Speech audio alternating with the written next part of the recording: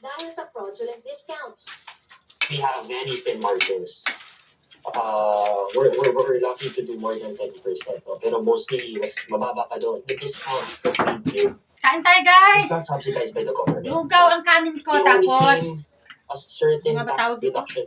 yung talong, nilaga ko, nilagyan ko ng kamatis, sibuyas, Para hindi tuluyang wala pa pala sili, And suka, Maybe I'll just substitute and use product na inferior ito sili, lagay ko para sili. lang, make ends meet. Kawalan ng maayos na verification system ang nakikitang problema ng grupo, kaya talamak Tapos, ang luloko. Bagamat may nagmakdo database sila ang kaya PWD ang sa ulam niya, bansa, ang ulam ni kuya ay hindi fried naman chicken. ito kompleto. Iba-iba rin ang itsura ng PWD ID cards, depende sa LGU na nagbibigay nito. Pero tiniyak ng DSWD na nagsasagawa na sila ng pilot testing para sa isang unified ID guys, system yung para sa PWDs. talong, Target masimula ng Talong. pagpapatupad nito ngayong taon. DSWD will be the central authority. talong na ano ba yun, kinilaw. Tapos may sabaw pa natira yung sa isda.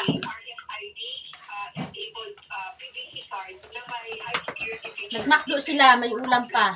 Ay, may fried chicken pala.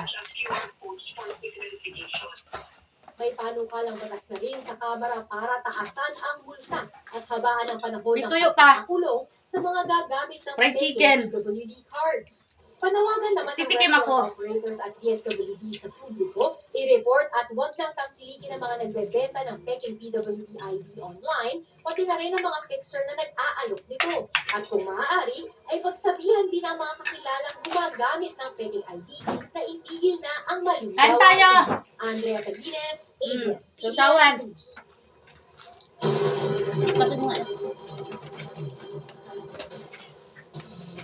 Sa pool sa CCTV ang pang-hold up sa isang babae sa Taguig City nitong Miyerkules ng umaga.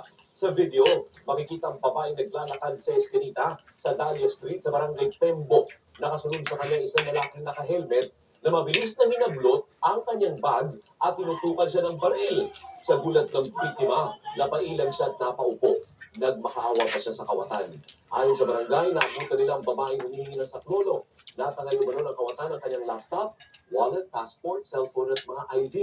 Nagsasagawa na ng backtracking ang mga pulis para matunton ang responsable sa krimen. Nilaw na talong. Vincent, ano ang bagong series na pwedeng i-binge watch? At hindi mapapanood na ang The Recruit Season 2 kung saan nagpapatuloy ang misyon ng isang baguhang CIA lawyer na napasabak sa international Pumasok yung aming pati pamilya. Capital Hollywood correspondent Panghapon siya. Tututin. Pupunto naman namin kanina pa nakauwi. Lawyer na aksidenteng nasangkot sa Kaya may dala-dalang makdo. Nagbabalik si Noah Centineo sa action second season ng The Recruit. Matatanda ang unang sumikat ang aktor bilang romantic leading man sa To All the Boys Netflix film series. The dream come true, truly, to be able to play Owen and to do a show like The Recruit. Ayon kay Centineo, may mga bagay na natutuhan siya sa pagganap sa kanyang karakter. Owen is constantly thrown into situations where he has to, adapt quickly. Can you share a time where you completely, felt that you were out of your depth, and what did you learn from pushing through it?